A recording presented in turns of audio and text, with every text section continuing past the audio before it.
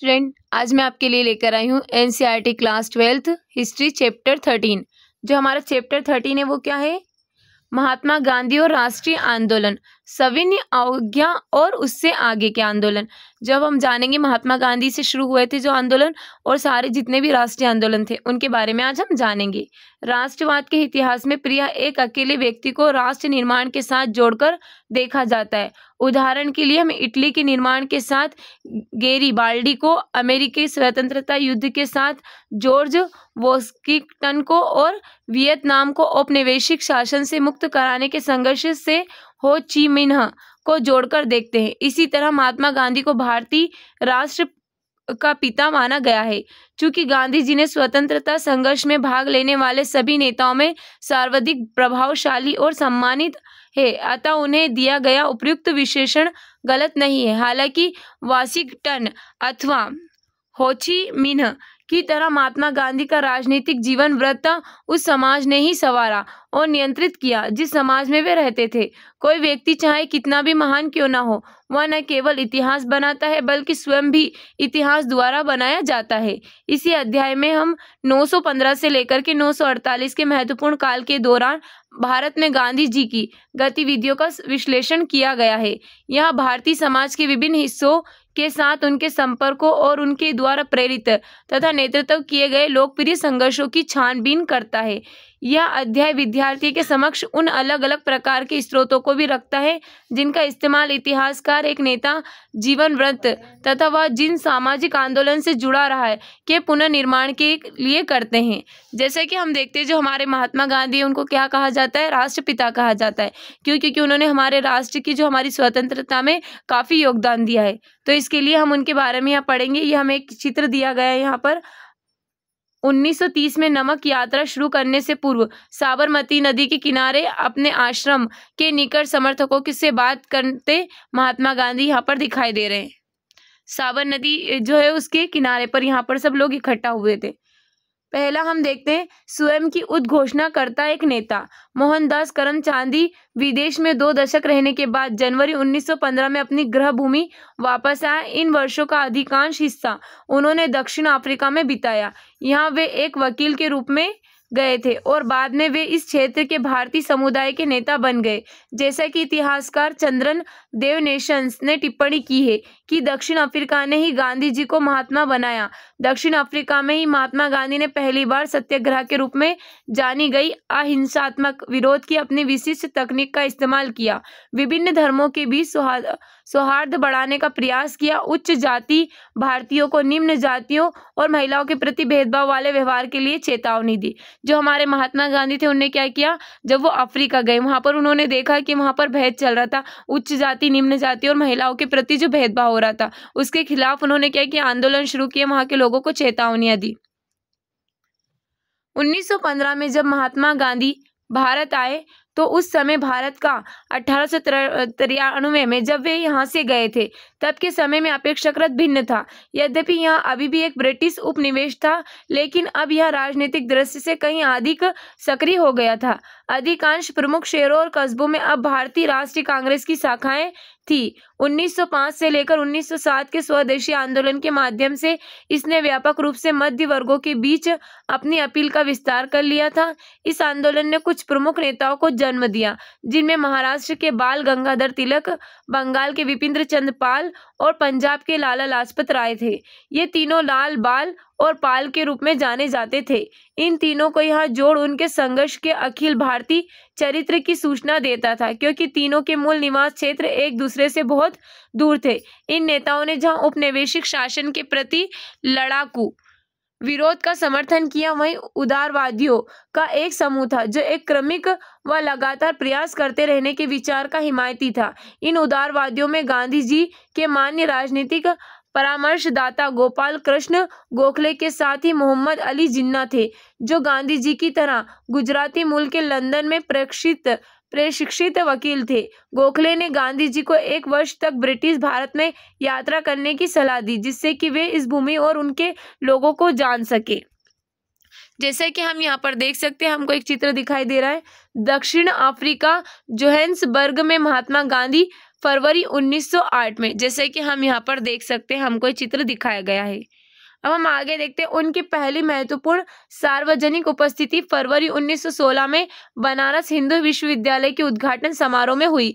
इस समारोह में आमंत्रित व्यक्तियों में वे राजा और मानव प्रेमी थे जिनके द्वारा दिए गए दान ने बनारस हिंदू विश्वविद्यालय की स्थापना में योगदान दिया। समारोह में एनी बेसेंट जैसे कांग्रेस के कुछ महत्वपूर्ण नेता भी उपस्थित थे। इन प्रतिष्ठित व्यक्तियों की तुलना में गांधी जी अपेक्षाकृत अज्ञात थे। उन्हें यहाँ भारत के अंदर उनकी प्रतिष्ठा के कारण नहीं बल्कि दक्षिण अफ्रीका में उनके द्वारा किए गए कार्य के आधार पर आमंत्रित किया गया था। जब गांधी जी को बोलने की बारी आई तो उन्होंने मजदूर, गरीबों और ध्यान न देने के कारण भारतीय विशिष्ट वर्गों को आड़े हाथों लिया। उन्होंने कहा कि बनारस विश्वविद्यालय की स्थापना निश्चय ही अत्यंत शानदार है, किंतु उन्होंने वहां धनी व सजे सवरे वृद्धजनों की उपस्थिति और लाखों गरीब भारतीयों की अनुपस्थिति के बीच की विषमता पर अपनी चिंता प्रकट की।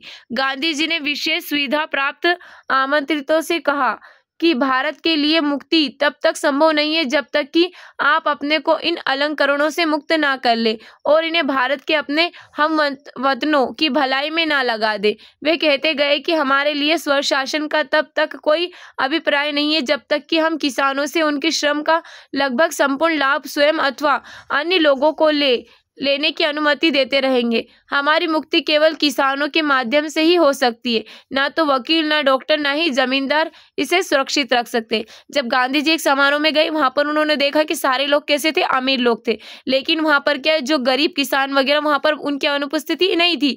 तो इसमें गांधी जी ने वहां पर अपना विचार प्रकट किया और अपने जो भाषण में उन्होंने कहा कि जब तक हमको आज़ादी नहीं मिल सकती, जब तक हम आगे नहीं बढ़ सकते, जब तक किसानों की हमारे इसमें भागीदारी नहीं होगी, भले ही वहां पर वकील मौजूद हो, डॉक्टर हो या जमींदार हो, जब तक हम उसे सुरक्षित नहीं कर सकते हमारे देश को। बनारस हिंदू विश्वविद्यालय की स्थापना एक उत्सव का अवसर था, क्योंकि यह भारतीय धन और भारतीय प्रयासों से संभव एक राष्ट्रवादी विश्वविद्यालय की स्थापना का घोतक था। लेकिन गांधी जी ने स्वयं को बधाई देने के सुर में सुर मिलाने की अपेक्षा लोगों को उन किसानों और कामगारों की याद दिलाना चुना जो भारतीय जनसंख्या के अधिक के हिस्से का निर्माण करने के बावजूद वह श्रोताओं में अनुपस्थित थे। एक दृष्टि से फरवरी 1916 में बनारस में गांधी जी का भाषण मात्र वास्तविक तथ्य का ही उद्घाटन था। जैसे कि हम यहाँ पर देख सकते हैं, हमको एक फोटो दिखाया गया है कराची में महात्मा गांधी मार्च 1916 में, उनका फोटो हम यहाँ पर देख सकते हैं गांधी जी का। अब हम आगे देखते हैं, अर्थात भारतीय राष्ट्रवाद वकीलों, डॉक्टरों और जमींदारों जैसे वर्गों द्वारा निर्मित था, लेकिन दूसरी दृष्टि से देखा जाए तो यह वक्तव्य उनकी मंशा भी जाहिर करता था।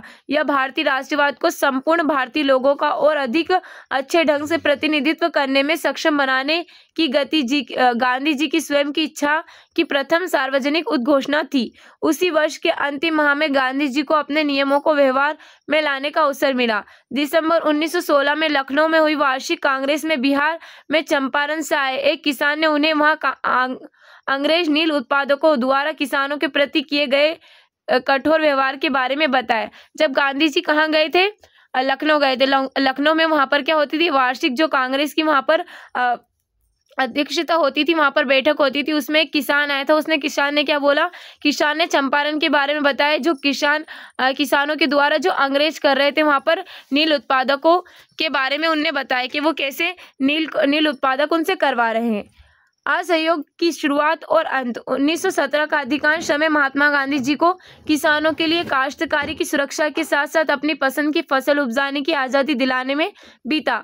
अगले वर्ष यानी 1918 में गांधी जी गुजरात के अपने गृह राज्य में 2 अभियानों में संलग्न रहे। सबसे पहले उन्होंने अहमदाबाद के एक श्रम विवाद में हस्तक्षेप कर कपड़ों की मिलों में काम करने वालों के लिए काम करने की बेहतर स्थितियों की मांग की। इसके बाद उन्होंने खेड़ा फसल चौपट होने पर राज्य से किसानों का लागान माफ करने की मांग की।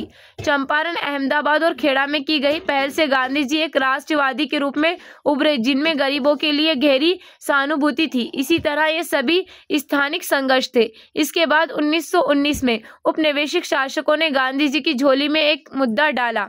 दिया, जिससे कि वह कहीं अधिक विस्तृत आंदोलन खड़ा कर सकते थे। 1914 से लेकर 1918 के महान युद्ध के दौरान अंग्रेजों ने प्रेस पर प्रतिबंध लगा दिया और बिना जांच के कारावास की अनुमति दे दी थी।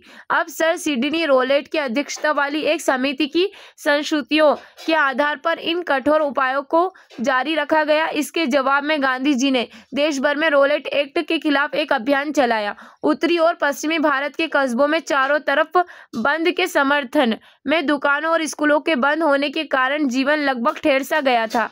पंजाब में विशेष रूप से कड़ा विरोध हुआ, जहां के बहुत से लोगों ने युद्ध में अंग्रेजों के पक्ष में सेवा की थी और जब अपनी सेवा के बदले वे इनाम की अपेक्षा कर रहे थे, लेकिन इसकी जगह उन्हें रोलेट एक्ट दिया गया।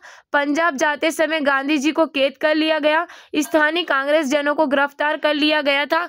प्रांत की यह स्थिति धीरे धीरे और तनावपूर्ण हो गई तथा अप्रैल 1919 में अमृतसर में यह खून खराबे के चरमोत्कर्ष पर पहुंच गई, जब एक अंग्रेज ब्रिगेडियर ने एक राष्ट्रवादी सभा पर गोली चलाने का हुक्म दिया। जब जलियांवाला बाग हत्याकांड के नाम से जाने गए इस हत्याकांड में 400 से अधिक लोग मारे गए। रोलेट सत्याग्रह से गांधी जी एक सच्चे राष्ट्रीय नेता बन गए। इसकी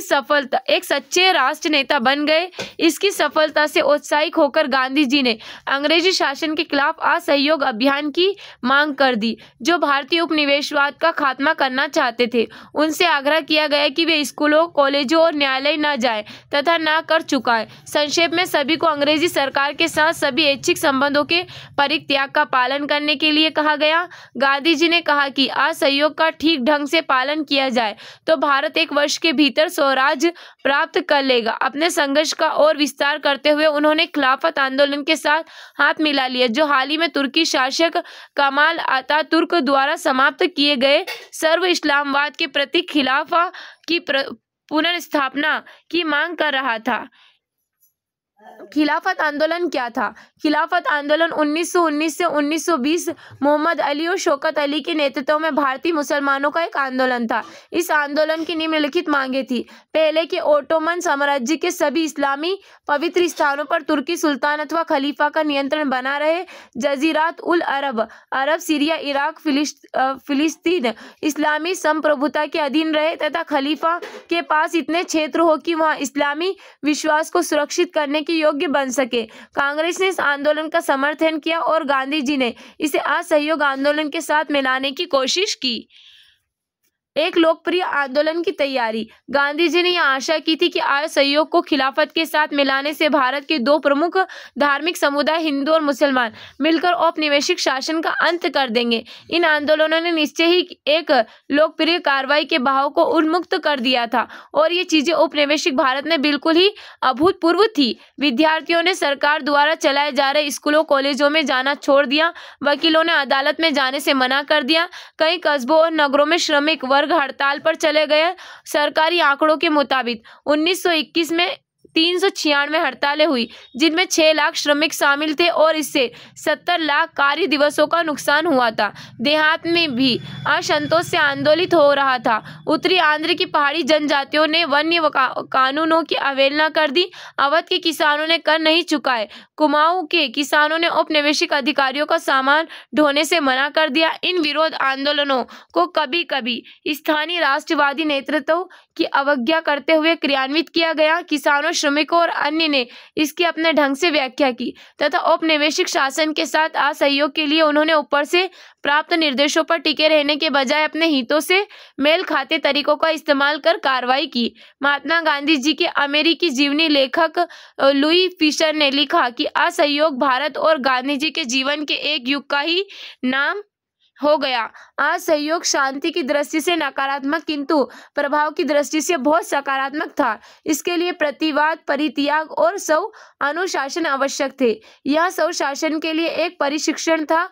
1857 के विद्रोह के बाद पहली बार असहयोग आंदोलन के परिणाम स्वरूप अंग्रेजों की राज की जो नींव हिल गई थी। जैसे कि जो 1857 का युद्ध हुआ था, उससे ही जो अंग्रेज थे वो एक तरीके से बौखला गए थे। उसके बाद जो हमारा असहयोग आंदोलन ही एक ऐसा आंदोलन था जिससे क्या हुआ था, जो अंग्रेजों की नींव हिल गई थी। फरवरी 1922 में किसानों के एक समूह ने संयुक्त प्रांत की चौरी चौरा पर पूर्वा में एक पुलिस स्टेशन पर आक्रमण कर उसमें आग लगा दी। इस अग्निकांड में कई पुलिस वालों की जान चली गई। हिंसा की इस कार्रवाई से गांधी जी को यह आंदोलन तत्काल वापस लेना पड़ा।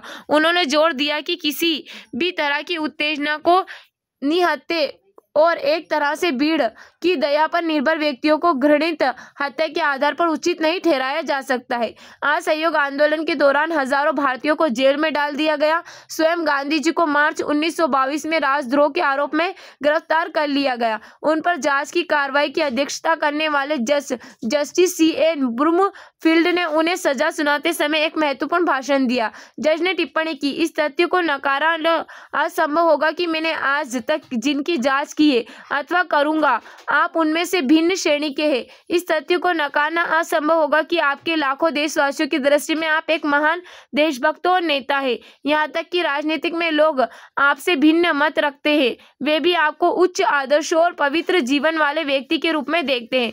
चूंकि गांधी जी ने कानून की अवहेलना की थी, अतः उस न्यायपीठ के लिए गांधी जी को 6 वर्षों की जेल की सजा सुनाई गई थी। लेकिन जज ब्रूमफील्ड ने कहा कि यदि भारत में घट रही घटनाओं की वजह से सरकार के लिए सजा इन वर्षों में कमी और आपको मुक्त करना संभव हुआ, तो इससे मुझसे ज्यादा कोई प्रसन्न नहीं होगा। जो वहाँ के जज थे, उन जज ने खुद ने कहा था गांधी जी के लिए कि आप जो कर रहे हो, आप एक महान नेता है, तो अगर ऐसा कभी हुआ, संभव हो सका, अगर मैं आपकी सजा कम कर सकता हूँ, आपको मुक्त करता हूँ, तो सबसे ज्यादा प्रसन्नता किसको होगी?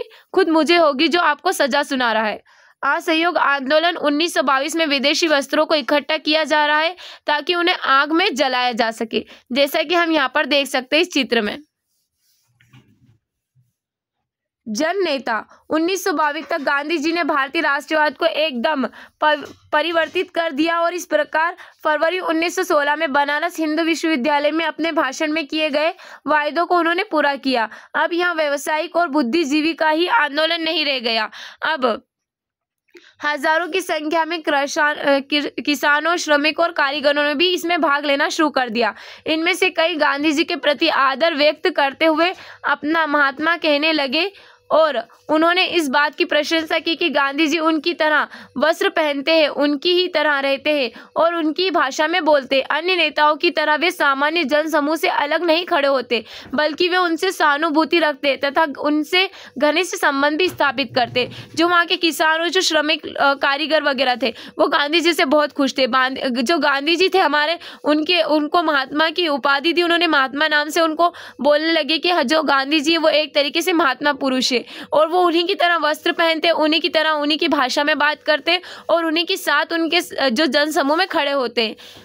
सामान्य जन के साथ इस तरह की पहचान उनके वस्त्रों में विशेष रूप से परिलक्षित होती थी। जहाँ अन्य राष्ट्रवादी नेता पश्चिम शैली के सूट अथवा भारतीय बंद गला जैसे औपचारिक वस्त्र पहनते थे, वहीं गांधी जी लोगों के बीच एक साधारण धोती में जाते थे। इस बीच प्रत्येक दिन का कुछ हिस्सा वे चरखा चलाने में बिताते थे।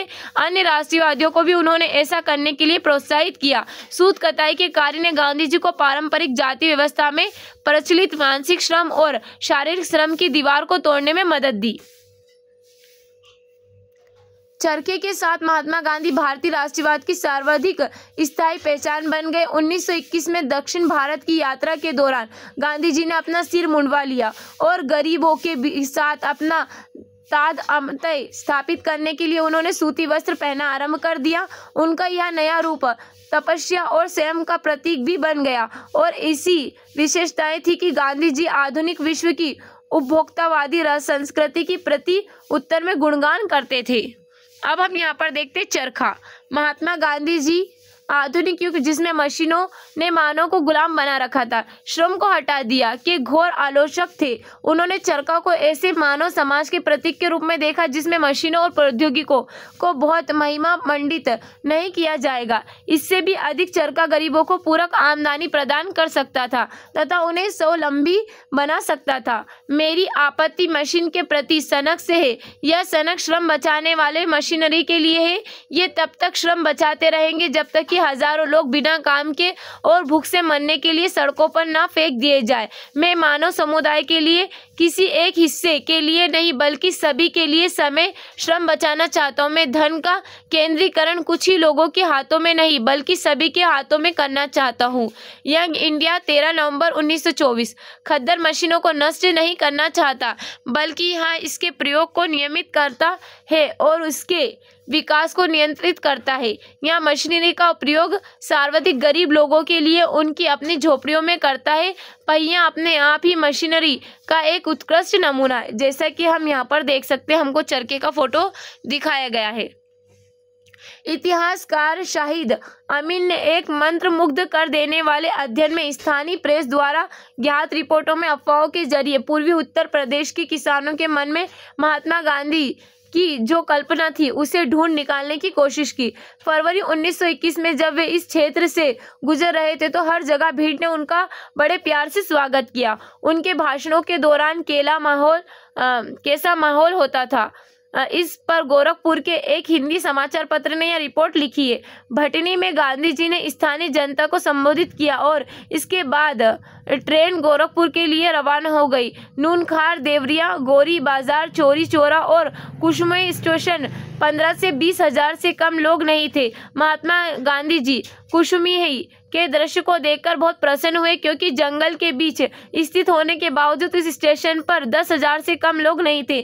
प्रेम से अभिभूत होकर कुछ लोग रोते हुए देखे गए। देवरिया में लोग गांधी जी को भेनी दान देना चाहते थे किंतु इसे उन्होंने उनसे गोरखपुर में देने को कहा, लेकिन चोरी चौरा में एक मारवाड़ी सज्जन ने किसी तरह उन्हें कुछ दे दिया। इसके बाद यह क्रम रोका ही नहीं गया। एक चादर फैला दी गई जिस पर रुपए और सिक्कों की बारिश होने लगी। यह दृश्य था गोरखपुर स्टेशन के बाहर। महात्मा गांधी जी एक ऊंची गाड़ी पर खड़े हो गए और लोगों ने कुछ मिनटों के लिए उनके दर्शन कर लिए। गांधी जी जहां भी गए वहीं उनकी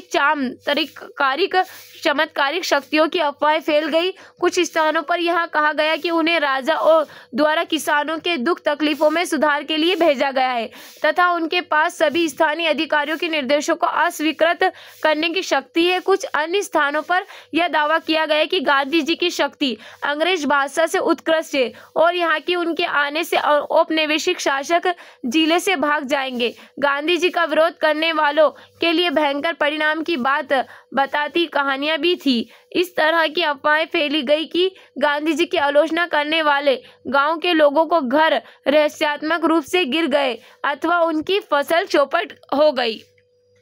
गांधी जी बाबा, गांधी महाराज अथवा सामान्य महात्मा जैसे अलग अलग नामों से ज्ञात गांधी जी भारतीय किसान के लिए एक उद्धारक के समान थे जो उनकी ऊंची करो दमनात्मक अधिकारियों से सुरक्षा करने वाले और उनके जीवन में मान मर्यादा और स्वायत्तता वापस लाने वाले थे। गरीबों को विशेषकर किसानों के बीच गांधी जी की, जैसा कि हम यहाँ पर देख सकते हैं, चमत्कारिक और अविश्वसनीय। संयुक्त प्रांत के स्थानीय समाचार पत्रों में उस समय फैली कई अफवाहें दर्ज है। ये अफवाहें थी कि जिस किसी भी व्यक्ति ने महात्मा गांधी जी की शक्ति को परखना चाहा उसे अचंभा हुआ। पहला, बस्ती गांव के सिकंदर साहू ने 15 फरवरी को कहा कि वह महात्मा जी में तब विश्वास करेगा जब उसके कारखाने जहां गुड़ का उत्पादन होता था में गन्ने के रस से भरा कड़ाहा उबलता हुआ 2 भाग में टूट जाए। तुरंत ही कड़ाहा वास्तव में बीच में से 2 हिस्सों में टूट गया।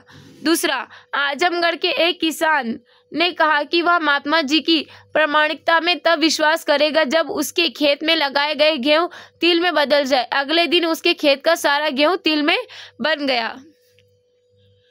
गांधी जी की अपील को उनकी ऐसी अफवाहें थी कि महात्मा गांधी जी का विरोध करने वाले लोग निरपवाद रूप से किसी न किसी त्रैशादी का शिकार हुए थे। गोरखपुर से एक सज्जन ने चरखा चलाए जाने की आवश्यकता का प्रश्न उठाया। उनके घर में आग लग गई।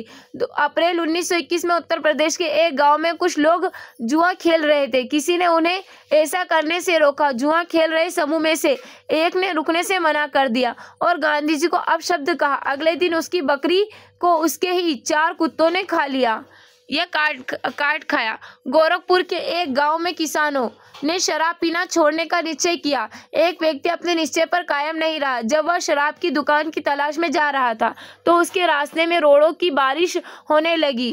और जूं ही उसने गांधी जी का नाम लिया, रोड़ों की बारिश बंद हो गई। शाहिद अमीन गांधी जी, एक Mahatma subaltern studies, Oxford university press, Delhi से यह लिया गया है। अब हम देखते हैं अपील को उनकी सात्विक जीवन शैली और उनके द्वारा धोती चरखा जैसे प्रतीकों के विवेकपूर्ण प्रयोग से बहुत बल मिला। जाति से महात्मा गांधी जी एक व्यापारी व पेशे से वकील थे, लेकिन उनकी सादी जीवन शैली तथा हाथों में काम करने के प्रति उनके लगाव की वजह से वे गरीब श्रमिकों के प्रति बहुत अधिक सहानुभूति रखते थे तथा बदले में वे लोग गांधी जी से सहानुभूति रखते थे जहाँ अधिकांश अन्य राजनीतिक उन्हें कृपा की दृष्टि से देखते थे। वहीं ये न केवल उनके जैसा दिखने बल्कि उन्हें अच्छी तरह समझने और उनके जीवन के साथ स्वयं को जोड़ने के लिए सामने आते थे। महात्मा गांधी जी का जन अनुरोध निसंदेह कपट से मुक्त था और भारतीय राजनीति के संदर्भ में तो बिना किसी पूर्व उदाहरण के यहाँ भी कहा जा सकता है कि राष्ट्रवाद के आधार को और व्यापक बनाने में उनकी सफलता का राज उनके द्वारा सावधानी पूर्वक किया गया संगठन था।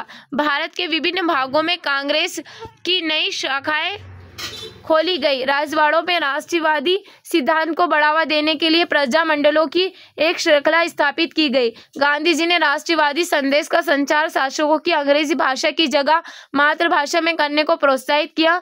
इस प्रकार कांग्रेस की प्रांतीय समितियां ब्रिटिश भारत की कृत्रिम सीमाओं की अपेक्षा भाषाई क्षेत्रों पर आधारित थी। इन अलग अलग तरीकों से राष्ट्रवाद देश के सुदूर हिस्सों तक फैल गया और अब इसमें वे सामाजिक वर्ग भी शामिल हो गए जो अभी तक इससे अछूत थे। अब तक कांग्रेस के समर्थकों में कुछ बहुत ही समृद्ध व्यापारी और उद्योगपति शामिल हो गए थे। भारतीय उद्यमिता ने यह बात जल्द ही समझ ली थी कि उनके अंग्रेज प्रतिद्वंदी आज जो लाभ पा रहे हैं, स्वतंत्र भारत में ये चीजें समाप्त हो जाएगी। जी.डी. बिरला जैसे कुछ उद्यमिता ने राष्ट्रीय आंदोलन का खुला समर्थन किया, जबकि अन्य ने ऐसा मौन रूप से किया। इस प्रकार गांधी जी के प्रशंसकों में गरीब किसान और धनी उद्योगपति दोनों ही थे। हालांकि किसानों द्वारा गांधी जी का अनुकरण करने के कारण उद्योगपतियों के कारणों से कुछ भिन्न और संभवतः परस्पर विरोधी थे। हालांकि महात्मा गांधी की स्वयं बहुत महत्वपूर्ण भूमिका थी, लेकिन गांधीवादी राष्ट्रवाद का विकास बहुत हद तक उनके अनुयायियों पर निर्भर करता था। 1917 और 1922 के बीच भारतीयों के एक बहुत ही प्रतिभाशाली वर्ग ने स्वयं को गांधी जी से जोड़ लिया। इनमें महादेव देसाई, वल्लभ भाई पटेल, जे.बी. कृपलानी, सुभाष चंद्र बोस, अब्दुल कलाम आजाद, जवाहरलाल नेहरू, सरोजिनी नायडू, गोविंद वल्लभ पंत और सी राजगोपालाचारी शामिल थे। गांधी जी के घनिष्ठ सहयोगी विशेष रूप से भिन्न भिन्न क्षेत्रों के साथ ही भिन्न भिन्न धार्मिक परंपराओं से आए थे। इसके बाद उन्होंने अनगिनत अन्य भारतीयों को कांग्रेस में शामिल होने और इसके लिए काम करने के लिए प्रेरित किया। महात्मा गांधी फरवरी 1924 में जेल से रिहा हो गए। अब उन्होंने अपना ध्यान घर में बुने कपड़े, खादी को बढ़ावा देने तथा छुआछूत को समाप्त करने पर लगाया। गांधी जी राजनीतिक जितने थे उतने ही वे समाज सुधारक थे। उनका विश्वास था कि स्वतंत्रता के योग्य बनने के लिए भारतीयों को बाल विवाह, छुआछूत जैसी सामाजिक बुराइयों से मुक्त होना पड़ेगा। एक मत भारतीयों को दूसरे मत के भारतीयों के लिए सच्चा संयम लाना होगा। इस प्रकार उन्होंने हिंदू मुस्लिम के बीच सौहार्द पर बल दिया। इसी तरह आर्थिक स्तर पर भारतीयों को स्वावलंबी बनाना सीखना होगा। ऐसा करके उन्हें समुद्र पार से आयातित मिल में बने वस्त्रों के साथ खादी पहनने की महत्ता पर जोर डाला। अब हम देखते हैं नमक सत्याग्रह। नजदीक से एक नजर। असहयोग आंदोलन समाप्त होने के कई वर्षों बाद तक महात्मा गांधी ने अपने को समाज सुधार कार्यों पर केंद्रित रखा।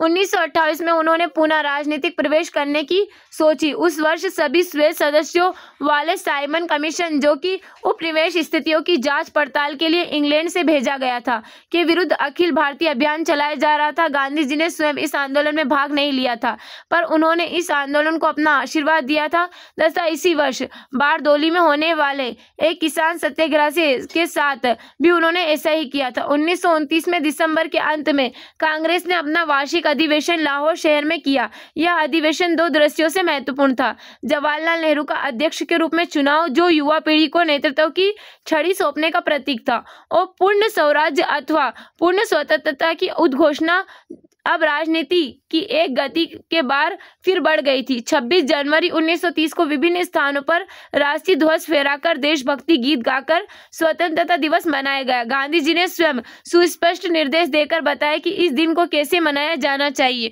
उन्होंने कहा कि यदि स्वतंत्रता की उद्घोषणा सभी गांवों और सभी शहरों तक, यहाँ तक कि अच्छा होगा अगर सभी जगहों पर एक ही समय में संगोष्ठी हो तो अच्छा होगा। गांधी जी ने सुझाव दिया कि नगाड़े पीटकर पारंपरिक तरीके से संगोष्ठी के समय की घोषणा की जाए। राष्ट्रीय ध्वज को फहराए जाने से समारोह की शुरुआत होगी। दिन का बाकी हिस्सा किसी रचनात्मक कार्य में, चाहे वह सूत कताई अथवा अछूतों की सेवा अथवा हिंदू और मुसलमान को पुनर्मिलन अथवा निर्दिष्ट कार्य अथवा ये सभी एक साथ करने में व्यतीत होगा, यह असंभव नहीं है। इसमें भाग लेने वाले लोग दृढ़ता पूर्वक यह प्रतिज्ञा लेने की अन्य लोगों की तरह भारतीय लोगों को भी स्वतंत्रता और अपने कठिन परिश्रम का फल का आनंद लेने का अहर्निश अधिकार है, और यहाँ की यदि कोई भी सरकार लोगों को इन अधिकारों से वंचित रखती है या उनका दमन करती है तो लोगों को इन्हें बदलने अथवा समाप्त करने का भी अधिकार है।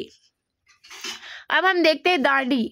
स्वतंत्रता दिवस मनाए जाने के तुरंत बाद गांधी जी ने घोषणा की कि वे ब्रिटिश भारत सर्वाधिक घृणित कानूनों में से एक, जिसने नमक के उत्पादन और विक्रय पर राज्य को एकाधिकार दे दिया है, को तोड़ने के लिए एक यात्रा का नेतृत्व करेंगे। नमक एकाधिकार के जिस मुद्दे का उन्होंने चयन किया था वह गांधी जी की कुशल समझदारी का एक अन्य उदाहरण था। प्रत्येक भारतीय घर में नमक का प्रयोग अपरिहार्य था, लेकिन इसके बावजूद उन्हें घरेलू प्रयोग के लिए भी नमक बनाने से रोका गया और इस तरह उन्हें दुकानों से ऊंचे दाम पर नमक खरीदने के लिए बाध्य किया गया। नमक पर राज्य का एकाधिपत्य बहुत अलोकप्रिय था। इसी को निशाना बनाते हुए गांधी जी ने अंग्रेजों के शासन के खिलाफ व्यापक असंतोष को संगठित करने की सोच रहे थे। जैसा कि क्या होता है, आम लोगों की जरूरत थी नमक, और उस नमक को ही अब उन्हें क्या करना पड़ता था, दुकानों से खरीद कर इस्तेमाल करना था, और वो भी अधिक कीमतों पर यानी ऊंचे दामों पर। तो हम यहाँ पर ये चित्र देख सकते हैं, दांडी यात्रा मार्च 1930 में, ये हमारे गांधी जी हमको यहाँ पर दिखाई दे रहे हैं। अधिकांश भारतीयों को गांधी जी ने इस चुनौती का महत्व समझ में आ गया था, किंतु अंग्रेजी राज्य को नहीं। हालांकि गांधी जी ने अपनी नमक यात्रा की पूर्व सूचना वायसराय लॉर्ड इरविन को दे दी थी, किंतु इरविन उनकी इस कार्रवाई के महत्व को न समझ सके। 12 मार्च 1930 को गांधी जी ने साबरमती में अपने आश्रम से समुद्र की ओर चलना शुरू किया। 3 हफ्तों बाद वे अपने गंतव्य स्थान पर पहुंचे। वहां उन्होंने मुट्ठी भर नमक बनाकर स्वयं को कानून की निगाह में अपराधी बना दिया। इसी बीच देश के अन्य भागों में समांतर नमक यात्राएं आयोजित की गई। 6 अप्रैल 1930 को गांधी दांडी यात्रा की समाप्ति पर सत्याग्रह प्राकृतिक नमक उठाते हुए, जैसा कि आप यहाँ पर देख सकते हैं, यहाँ पर से नमक उठाया जा रहा है। नमक सत्याग्रह क्यों, नमक विरोध का प्रतीक क्यों था, इसके बारे में महात्मा गांधी जी ने लिखा है। प्रतिदिन प्राप्त होने वाली सूचनाओं से पता चलता है कि कैसे अन्यायपूर्ण तरीके से नमक कर को तैयार किया गया। बिना कर, जो कभी कभी नमक के मूल्य को 14 गुना तक होता था, अदा किए गए नमक के प्रयोग को रोकने के लिए सरकार उस नमक को, जिससे कि वह लाभ पर नहीं बेच पाती थी, नष्ट कर देती थी। अतः यहाँ के राष्ट्र की अत्यधिक महत्वपूर्ण आवश्यकता कर लगाती थी। यह जनता को इसके उत्पादन से रोकती थी और प्रकृति से जिसे बिना किसी श्रम के उत्पादित किया उसे नष्ट कर देती थी। अतः किसी भी वजह से किसी चीज को स्वयं प्रयोग न कर पाने तथा अन्य को भी उसका प्रयोग न करने देने तथा ऐसे में उस चीज को नष्ट कर देने की इस अन्यायपूर्ण नीति को किसी भी विशेषण द्वारा नहीं बताया जा सकता है। विभिन्न स्रोतों से मैं भारत में सभी भागों में इस राष्ट्र संपत्ति बेलगाम ढंग से नष्ट किए जाने की कहानियों को सुन रहा हूँ। टनों न सही कई मन नमक कोकण तट पर नष्ट कर दिया गया बताया गया है। दांडी से भी इसी तरह की बातें पता चली है, जहां कहीं भी ऐसे क्षेत्रों के आसपास रहने वाले लोगों द्वारा अपने व्यक्तिगत प्रयोग हेतु प्राकृतिक नमक उठा ले जाने की संभावना दिखती है, वहां तुरंत अधिकारी नियुक्त कर दिए जाते हैं जिनका एकमात्र कार्य विनाश करना होता है। इस प्रकार बहुमूल्य राष्ट्रीय संपदा को राष्ट्रीय खर्चे से ही नष्ट किया जाता है और लोगों के मुंह से नमक छीन लिया जाता है। नमक एकाधिकार एक तरह से चौतरफा अभिशाप या लोगों को बहुमूल्य सुलभ ग्राम उद्योग से वंचित करता है। प्रकृति द्वारा बहुत आयात में उत्पादित संपदा का यह अतिशय विनाश करता है। इस विनाश का मतलब ही है और अधिक राष्ट्रीय खर्च। चौथा, इस मूर्खता का चरमोत्कर्ष भूखे लोगों से 1000% से अधिक की उगाही है। सामान्य जन की उदासीनता की वजह से ही लंबे समय से यह अस्तित्व में बना रहा है। आज जनता पर्याप्त रूप से जग चुकी है। इसी कर को समाप्त करना होगा। कितनी जल्दी इसे खत्म कर दिया जाएगा यह लोगों की क्षमता पर निर्भर करता है। यहाँ पर हम देख सकते हैं the collected works of Mahatma Gandhi ji, CWMG खंड जो हमारा 49 है उससे लिया गया है। कल हम नमक कर कानून तोड़ेंगे। 5 अप्रैल 1930 को महात्मा गांधी ने दांडी में कहा था, जब मैं अपने साथियों के साथ दांडी के इस समुद्र तटी टोले की तरफ चला था तो मुझे यकीन नहीं था कि हमें यहाँ तक आने दिया जाएगा। जब मैं साबरमती में था तब भी यह अफवाह थी कि मुझे गिरफ्तार किया जा सकता है। तब मैंने सोचा था कि सरकार मेरे साथियों को तो दांडी तक आने देगी, लेकिन मुझे निश्चय ही यह छूट नहीं मिलेगी। यदि कोई यह कहता है कि इससे मेरे हृदय में अपूर्ण आस्था का संकेत मिलता है तो मैं इस आरोप को नकारने वाला नहीं हूँ। मैं यहाँ तक पहुँचता हूँ, इसमें शांति और अहिंसा का कम हाथ नहीं है। इस सत्ता को सब महसूस करते हैं। अगर सरकार चाहे तो वह अपने इस आचरण के लिए अपनी पीठ थपथपा सकती है, क्योंकि सरकार चाहती तो हमें हर एक को गिरफ्तार कर सकती थी। जब सरकार यह कहती है कि उसके पास शांति की सेना को गिरफ्तार करने का साहस नहीं था तो हम उसकी प्रशंसा करते हैं। सरकार को ऐसी सेना को गिरफ्तारों में शर्म महसूस होती है। अगर कोई व्यक्ति ऐसा काम करने में शर्मिंदा महसूस करता है तो उसके पड़ोसियों को भी रास नहीं आ सकता, तो वह एक भ्रष्ट सभ्य व्यक्ति है। सरकार को हमें गिरफ्तार न करने के लिए बधाई दी जानी चाहिए, भले ही उसने विश्व जनमत का ख्याल करके ही यह फैसला क्यों न लिया हो। कल हम नमक हर कानून तोड़ेंगे। सरकार इसको बर्दाश्त करती है कि नहीं, यह सवाल अलग है। हो सकता है सरकार हमें ऐसा न करने दे, लेकिन उसने हमारे जत्थे के बारे में जो धैर्य सहिष्णुता दिखाई उसके लिए वह अभिनंदन की पात्र है। यदि मुझे गुजरात और देश भर के सारे मुख्य नेताओं को गिरफ्तार कर लिया जाता है तो क्या होगा? यह आंदोलन इस विश्वास पर आधारित है कि जब एक पूरा राष्ट्र उठ खड़ा होगा और आगे बढ़ने लगता है तो उसे नेता की जरूरत नहीं रह जाती। Collected works of Mahatma Gandhi जी खंड 49। असहयोग आंदोलन की तरह अधिकृत रूप से स्वीकृत राष्ट्रीय अभियान के अलावा भी विरोध की असंख्य धाराएं थी। देश के विशाल भाग में किसानों ने दमनकारी औपनिवेशिक वन कानूनों का उल्लंघन किया, जिसके कारण वे और उनके मवेशी उन्हीं जंगलों में नहीं जा रहे थे। वहां एक जमाने में बेरोक टोक घूमते थे। कुछ कस्बों में फैक्ट्री कामगार हड़ताल पर चले गए। वकीलों ने ब्रिटिश आंदोलन का बहिष्कार कर दिया और विद्यार्थियों ने सरकारी शिक्षा संस्थानों में पढ़ने से इनकार कर दिया। 1920 से 1922 की तरह इस बार भी गांधी जी के आह्वान में तमाम भारतीय वर्गों को औपनिवेशिक शासन के विरुद्ध अपना असंतोष व्यक्त करने के लिए प्रेरित किया गया। जवाब में सरकार असंतुष्टों को हिरासत में लेने लगी। नमक सत्याग्रह के सिलसिले में लगभग 60,000 लोगों को गिरफ्तार कर लिया गया। गिरफ्तार होने वाले में गांधी जी भी थे। समुद्र तट की ओर गांधी जी की यात्रा की प्रगति का पता उनकी गतिविधियों पर नजर रखने के लिए तैनात पुलिस अफसरों द्वारा भेजी गई गोपनीय रिपोर्टों से लगाया जा सकता है। इन रिपोर्टों में रास्ते के गांव में गांधी जी द्वारा दिए गए भाषण भी मिलते हैं, जिनमें उन्होंने स्थानीय अधिकारियों से आह्वान किया था कि वे सरकारी नौकरियां छोड़कर स्वतंत्रता संघर्ष में शामिल हो जाएं। वसना नामक गांव में गांधी जी ने ऊंची जाति वालों को संबोधित करते हुए कहा था कि यदि आप स्वराज के हक में आवाज उठाते हैं तो आपको अछूतों की सेवा करनी पड़ेगी। सिर्फ नमक कर या अन्य करों के खत्म हो जाने से आपको स्वराज नहीं मिल जाएगा। स्वराज के लिए आपको अपनी उन गलतियों का परिचित करना होगा जो आपने अछूते के साथ की है। स्वराज के लिए हिंदू, मुसलमान, पारसी, सिख सबको एकजुट होना पड़ेगा। ये स्वराज की सीढ़ियां हैं। जैसे कि जो सारे लोग बिछड़ गए थे, जो सारे लोग एक दूसरे से लड़ाई, हिंदू, मुसलमान, पारसी, सिख, ये सब क्या है? इन सबको एकजुट होना पड़ेगा, तब जाकर ही क्या कर सकते हैं? हम स्वराज्य को पा सकते हैं। स्वराज्य की सीढ़ियां हैं। पुलिस ने जासूसों से अपनी रिपोर्टों में लिखा था कि गांधी जी की सभाओं में तमाम जातियों के औरत मर्द शामिल हो रहे। उनका कहना था कि हजारों वोल्टियर राष्ट्रवादी उद्देश्य के लिए सामने आ रहे। उनमें से बहुत सारे ऐसे सरकारी अफसर थे जिन्होंने औपनिवेशिक शासन में अपने पदों से इस्तीफा दे दिया था। सरकार को भेजी अपनी रिपोर्ट में जिला पुलिस सुपरिटेंडेंट पुलिस अधीक्षक ने लिखा था कि श्री गांधी जी शांत और निश्चित दिखाई दिए। वे जैसे जैसे आगे बढ़ रहे थे उनकी ताकत बढ़ती जा रही थी। नमक यात्रा की प्रगति को एक स्रोत से समझा जा सकता है। अमेरिका समाचार पत्रिका टाइम को गांधी जी की कदकाठी पर हंसी आती थी। पत्रिका ने उनकी तकुए जैसे शरीर और मकड़ी जैसे पेड़ों का खूब मजाक उड़ाया था।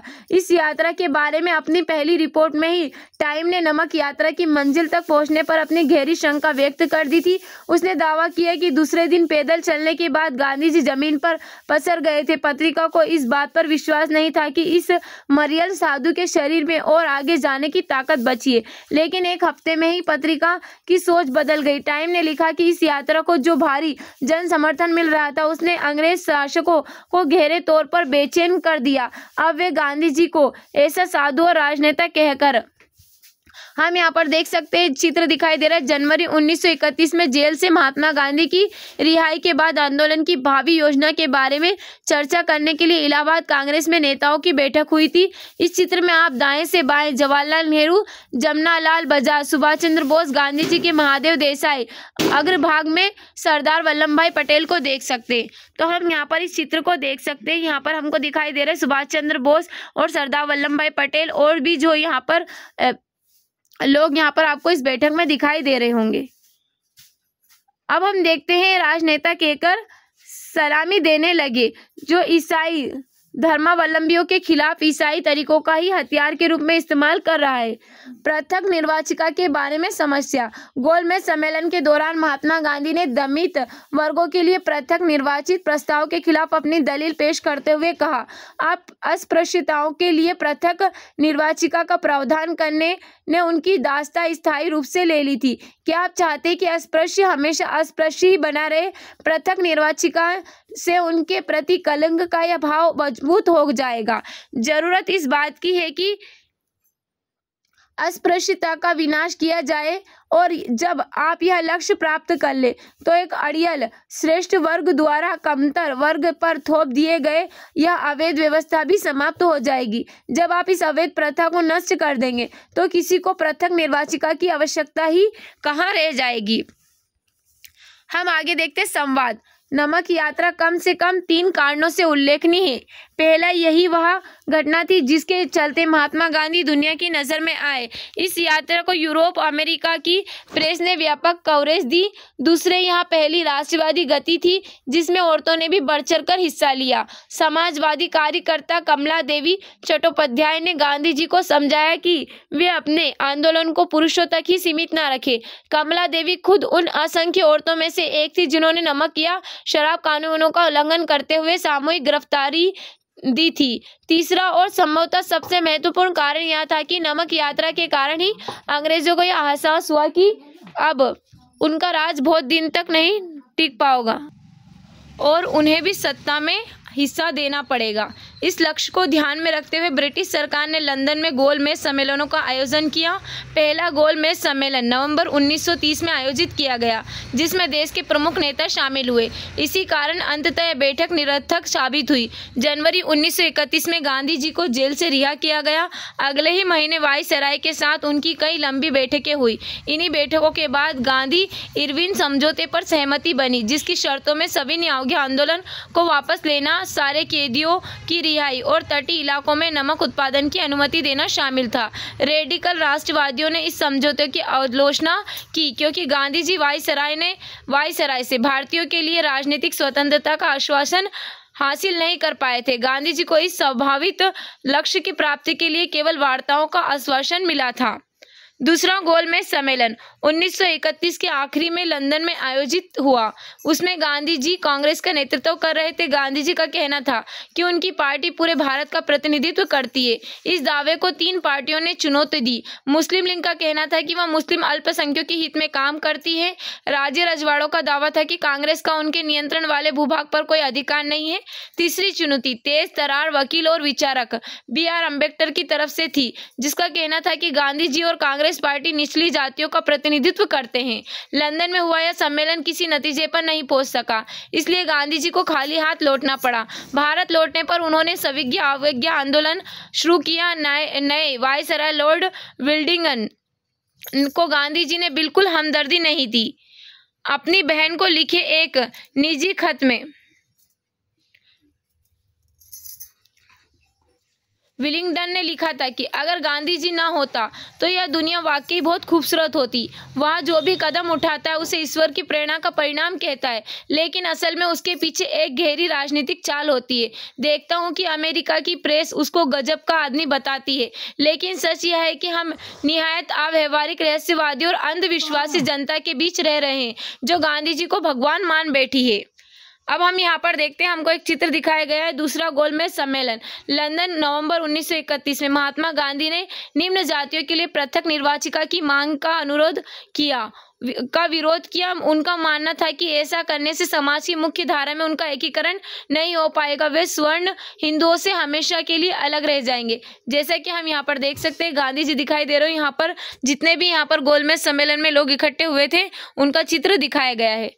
पृथक निर्वाचिका पर अंबेडकर के विचार। दलित वर्गों के लिए पृथक निर्वाचिका के प्रस्ताव पर महात्मा गांधी की दलीलों के जवाब में अंबेडकर ने लिखा था, हमारे सामने एक ऐसा वर्ग है जो निश्चय ही अस्तित्व के संघर्ष में खुद को कायम नहीं रख सकता। जिस धर्म से ये लोग बंधे हुए हैं वह उन्हें सम्मानजनक स्थान प्रदान करने के बजाय कोड़ियों की तरह देखता है जिनके साथ सामान्य संबंध नहीं रखे जा सकते। आर्थिक रूप से यह ऐसा वर्ग है जो 2 वक्त की रोटी के लिए स्वर्ण हिंदुओं पर पूरी तरह आश्रित है, जिसके पास आजीविका का कोई स्वतंत्र साधन नहीं है। न केवल हिंदुओं के सामाजिक पूर्वाग्रहों के कारण उनके सारे रास्ते बंद है, बल्कि समग्र इतिहास में हिंदू समाज ने उनके सामने खुलने वाली हर संभावना को बंद कर दिया है, जिसमें दलित वर्गों को जीवन में ऊपर उठने का कोई अवसर न मिल सके। इन परिस्थितियों में सभी निष्पक्ष सोच वाले व्यक्ति इस बात पर सहमत होंगे कि आज सबसे बड़ी आवश्यकता यह है कि ऐसे अपंग समुदाय के पास संगठित निरंकुशता के विरुद्ध जीवन के संघर्ष का एकमात्र रास्ता यही है कि उसे राजनीतिक सत्ता में हिस्सा मिले, जिससे कि वह अपनी रक्षा कर सके। Doctor Baba Saheb Ambedkar, what Congress and Gandhi have done to writing and speeches खंड का ये 312 से लिया गया है। बहरहाल 1935 में नए गवर्नमेंट ऑफ इंडिया एक्ट में समिति प्रतिनिधिक शासन व्यवस्था का आश्वासन व्यक्त किया गया। 2 साल बाद समिति मताधिकार के आधार पर हुए चुनाव में कांग्रेस को जबरदस्त सफलता मिली। 11 में से 8 प्रांतों में कांग्रेस के प्रधानमंत्री सत्ता में आए जो ब्रिटिश गवर्नर की देखरेख में काम करते थे।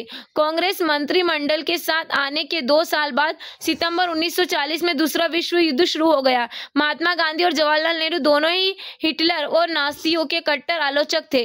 तदनुरूप उन्होंने फैसला लिया कि अगर अंग्रेज युद्ध समाप्त होने के बाद भारत को स्वतंत्रता देने में राजी हो तो कांग्रेस उनके युद्ध प्रयासों में सहायता दे सकती है। सरकार ने उनका प्रस्ताव खारिज कर दिया। इसके विरुद्ध में कांग्रेसी मंत्रिमंडलों ने अक्टूबर 1939 में इस्तीफा दे दिया। युद्ध समाप्त होने के बाद स्वतंत्रता प्राप्ति के लिए शासकों पर दबाव डालने के वास्ते 1940 से 41 के दौरान कांग्रेस ने अलग अलग सत्याग्रह कार्यक्रमों का आयोजन शुरू कर दिया। जैसे कि हम यहाँ पर देखते हैं, महात्मा गांधी और Rajendra Prasad viceroy Lord Lithgow के साथ बैठक के लिए जाते हुए 13 अक्टूबर 1939 इस बैठक में युद्ध में भारत की हिस्सेदारी के स्वरूप पर चर्चा की गई थी। जब वायसराय के साथ वार्ता टूट गई तो कांग्रेसी मंत्रिमंडलों ने इस्तीफा दे दिया। हम यहाँ पर इस चित्र को देख सकते हैं और यहाँ पर हम देखते हैं स्टेफर्ड क्रिप्स के साथ महात्मा गांधी मार्च 1942 में। मार्च 1940 में मुस्लिम लीग ने उपमहाद्वीप के मुस्लिम बहुल इलाकों के लिए कुछ स्वायत्तता की मांग प्रस्ताव पेश किया। अब राजनीतिक भूदृश्य काफी जटिल हो गया था।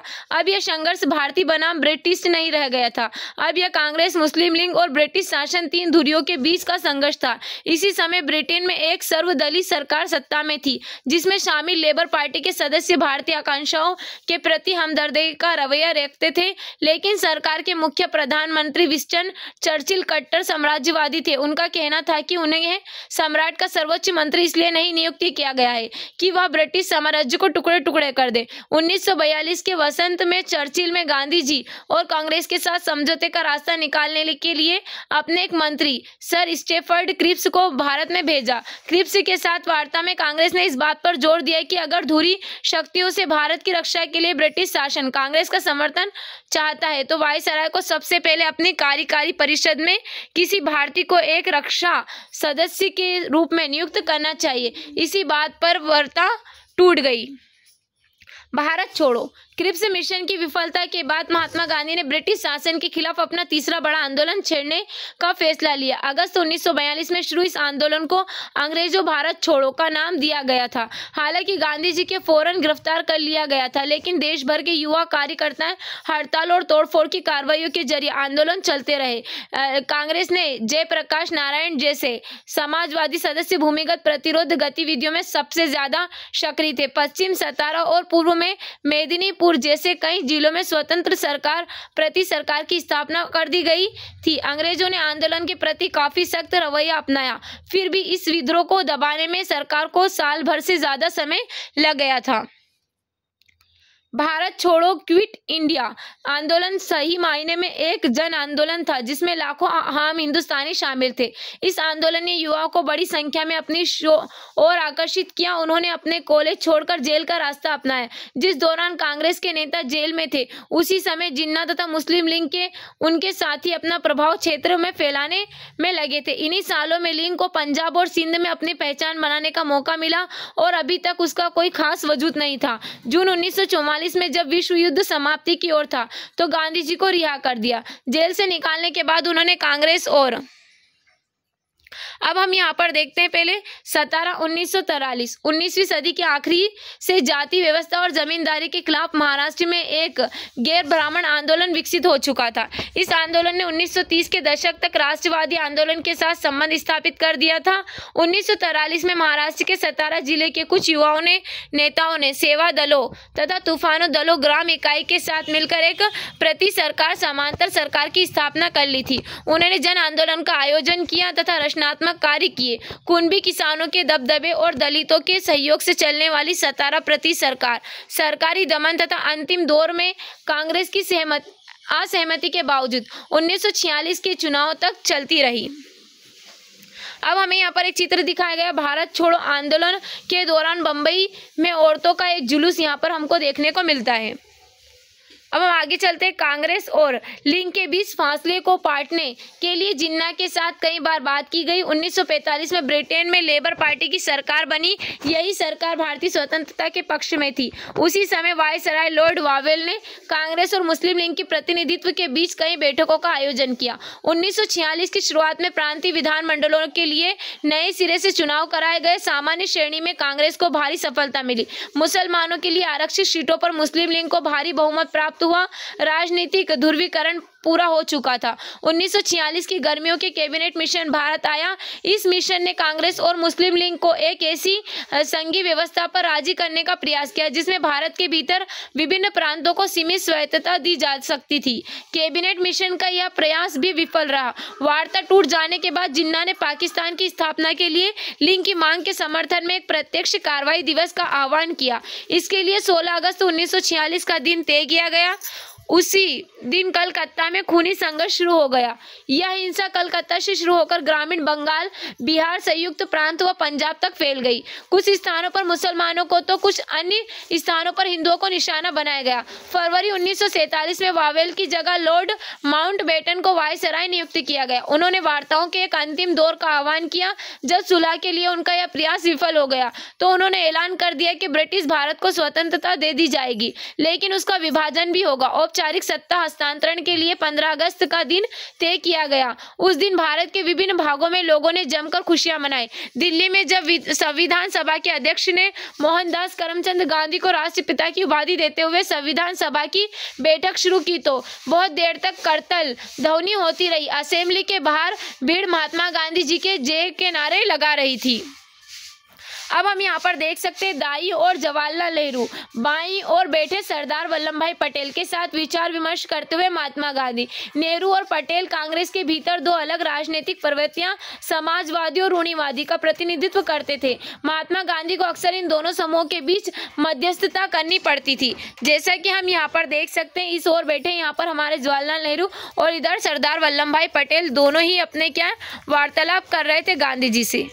अब हम आगे देखते हैं यहाँ पर आखिरी बहादुराना दिन, 5वां आखिरी बहादुराना दिन 15 अगस्त 1947 को राजधानी में हो रहे उत्सव में महात्मा गांधी जी नहीं थे। उस समय वे कलकत्ता में थे, लेकिन उन्होंने वहां भी ना तो किसी कार्यक्रम में हिस्सा लिया, ना ही कहीं झंडा फहराया। गांधी जी उस दिन 24 घंटे के उपवास पर थे। उन्होंने इतने दिन तक जिस स्वतंत्रता के लिए संघर्ष किया था, वह एक अकल्पनीय कीमत पर उन्हें मिली थी। उनका राष्ट्र विभाजित था, हिंदू मुसलमान एक दूसरे की गर्दन पर सवार थे। उनके जीवनी लेखक डीजी तेंदुलकर ने लिखा है कि सितंबर और अक्टूबर के दौरान गांधी जी पीड़ितों के सांत्वना देते हुए अस्पतालों और शरणार्थी शिविरों के चक्कर लगा रहे थे। उन्होंने सिखों, हिंदुओं और मुसलमानों से आह्वान किया कि वे अतीत को भुलाकर अपनी पीड़ा पर ध्यान देने की बजाय एक दूसरे के प्रति भाईचारे का हाथ बढ़ाएं तथा शांति से रहने का संकल्प ले। गांधी जी और नेहरू के आग्रह पर कांग्रेस ने अल्पसंख्यकों के अधिकारों पर एक प्रस्ताव पारित कर दिया। कांग्रेस ने 2 राष्ट्र सिद्धांत को कभी स्वीकार नहीं किया था। जब उसे अपनी इच्छा के विरुद्ध बंटवारे पर मंजूरी देनी पड़ी तो उसका दृढ़ विश्वास था कि भारत बहुत सारे धर्मों और बहुत सारी नस्लों का देश है और उसे ऐसे ही बनाए रखा जाना चाहिए। पाकिस्तान में हालात जो रहे, भारत एक लोकतांत्रिक धर्मनिरपेक्ष राष्ट्र होगा जहां सभी नागरिक को पूर्ण अधिकार प्राप्त होंगे तथा धर्म के आधार पर भेदभाव के बिना सभी राज्यों को और संरक्षण अधिकार होगा। कांग्रेस ने आश्वासन दिया वह अल्पसंख्यकों के नागरिकों अधिकारों के किसी भी अतिक्रमण विरुद्ध हर मुमकिन रक्षा करेगी। बहुत सारे विद्वानों ने स्वतंत्रता के बाद महीनों को गांधी जी के जीवन का श्रेष्ठतम क्षण कहा है। बंगाल में शांति स्थापना के लिए अभियान चलाने के बाद गांधी जी दिल्ली आ गए। यहाँ से वे दंगाग्रस्त पंजाब के जिलों में जाना चाहते थे, लेकिन राजधानी में ही शरणार्थियों की आपत्तियों के कारण उनकी सभाएं अस्त व्यस्त होने लगी। बहुत सारे शरणार्थियों को उनकी सभाओं में कुरान की आयतों को पढ़ने की प्रथा पर आपत्ति थी। कई लोग इस बात पर नारे लगाने लगते थे कि गांधी जी की उनकी हिंदू और सिखों की पीड़ा के बारे में बात क्यों नहीं करते, जो अभी भी पाकिस्तान में फंसे हुए हैं। डीजी तेंदुलकर के शब्दों में गांधी जी पाकिस्तान में भी अल्पसंख्यक समुदाय के कष्टों के बारे में समान रूप से चिंतित थे। उन्हें राहत प्रदान करने के लिए वहां भी जाना चाहते थे। हम यहाँ पर देख सकते हैं एक दंगाग्रस्त गांव में जाते हुए महात्मा गांधी हमको दिखाया गया यहाँ पर, लेकिन वहां वे किस मुंह से जा सकते थे, जबकि दिल्ली में वे मुसलमानों को पूरी सुरक्षा का आश्वासन नहीं दे पा रहे थे। 20 जनवरी को गांधी जी पर हमला हुआ, लेकिन वे अविचलित अपना काम करते रहे। 26 तारीख को उन्होंने अपनी प्रार्थना सभा में इस बात का जिक्र किया कि बीते सालों में इस दिन 26 जनवरी को किस तरह स्वतंत्रता दिवस के रूप में मनाया जाता था। अब स्वतंत्रता मिल चुकी है, लेकिन उसके शुरुआती महीने गहरे तौर पर मोहभंग वाले साबित हुए। फिर भी उनको अविश्वास की बुरी घड़ी बीत चुकी है। भारत के लोग अब सभी वर्गों धर्मों की समानता के लिए काम करेंगे तथा अल्पसंख्यक समुदाय पर बहुल समुदाय का वर्चस्व व श्रेष्ठता स्थापित नहीं होगी, भले ही अल्पसंख्यक समुदाय संख्या प्रभाव की दृष्टि से कितना भी छोटा क्यों ना हो। उन्होंने यह आशा की कि जताई कि यद्यपि भौगोलिक और राजनीतिक रूप से भारत 2 भागों में बढ़ चुका है, लेकिन हृदय में हम सभी सदैव मित्र एवं भाई रहेंगे, एक दूसरे की मदद व सम्मान देते रहेंगे और शेष विश्व के लिए हम एक ही होंगे। गांधी जी ने स्वतंत्र और अखंड भारत के लिए जीवन भर युद्ध लड़ा। फिर भी जब देश विभाजित हो गया तो उनकी यही इच्छा थी कि दोनों देश एक दूसरे के साथ सम्मान और दोस्ती के संबंध बनाए रखे। बहुत सारे भारतीयों को उनका यह सहृदय आचरण पसंद नहीं था। 30 जनवरी को शाम को गांधी जी ने दैनिक प्रार्थना सभा में एक युवक ने उनको गोली मारकर मौत की नींद सुला दिया। उनके हत्यारे ने कुछ समय बाद आत्मसमर्पण कर दिया। वह नाथुराम गोडसे नाम का ब्राह्मण था। पुणे का रहने वाला से एक चरमपंथी हिंदुत्ववादी अखबार का संपादक था। वह गांधी जी को मुसलमानों को खुशामदी कहकर उनकी निंदा करता था। गांधी जी की मृत्यु से चारों ओर गहरे शोक की लहर दौड़ गई। भारत भर राजनीतिक फलक पर उन्हें भावभीनी श्रद्धांजलि दी गई। जॉर्ज ऑरवेल तथा एल्बर्ट आइंस्टीन जैसे विख्यात गैर भारतीयों ने भी उनकी मृत्यु पर हृदय स्पर्शी शब्दों में शोक संदेश भेजे। एक जमाने में उनकी कद काठी और कथित रूप से बेतुके विचारों के लिए गांधी जी का उपहास करने वाली टाइम पत्रिका ने उनके बलिदान की तुलना अब्राहम लिंकन के बलिदान से की। पत्रिका ने कहा कि एक धर्मार्थ अमेरिका ने लिंकन को मार दिया था, जो और उन्हें नस्ल या रंग से परे मानव मात्र की समानता में विश्वास था। और दूसरी तरफ एक धर्मार्थ हिंदू ने गांधी जी की जीवन लीला समाप्त कर दी, क्योंकि गांधी जी ने ऐसे कठिन क्षणों में भी दोस्ती और भाईचारे में विश्वास रखते थे। विभिन्न धर्मों को मानने वाले के बीच दोस्ती और अनिवार्यता पर बल देते थे। टाइम ने लिखा, दुनिया जानती थी कि उसने गांधी जी की मृत्यु पर वैसे ही मौन धारण कर लिया है जिस प्रकार उसने लिंकन की मृत्यु पर किया था, और यह समझना एक मायने में बहुत गहरा और बहुत साधारण काम है। अब हम यहाँ पर देख सकते हैं महात्मा गांधी की मृत्यु के एक प्रचलित चित्र लोक छवियों में महात्मा गांधी को एक देवता का रूप दे दिया गया था और उन्हें राष्ट्रवादी आंदोलन में एकीकरण समर्पित शक्ति के रूप में देखा जाता था। यहाँ आप जवाहरलाल नेहरू और सरदार पटेल यानी कांग्रेस के भीतर दो अलग अलग धाराओं के प्रतिनिधित्व को गांधी जी की चिता के दोनों ओर खड़ा हुआ देख सकते हैं। मध्य में स्वर्ग से महात्मा गांधी उन्हें आशीर्वाद दे रहे हैं। गांधी को समझना, हमारे पास बहुत सारे स्रोत उपलब्ध हैं जिनके जरिए हम गांधी जी के राजनीतिक सफर तथा राष्ट्रीय आंदोलन के इतिहास को सूत्रबद्ध कर सकते हैं। सार्वजनिक स्वर और निजी लेखन, इस दिशा में महात्मा गांधी और उनके सहयोगियों व प्रतिनिधियों दोनों तरह के समकालीनों के लेखन और भाषण के एक महत्वपूर्ण स्रोत है।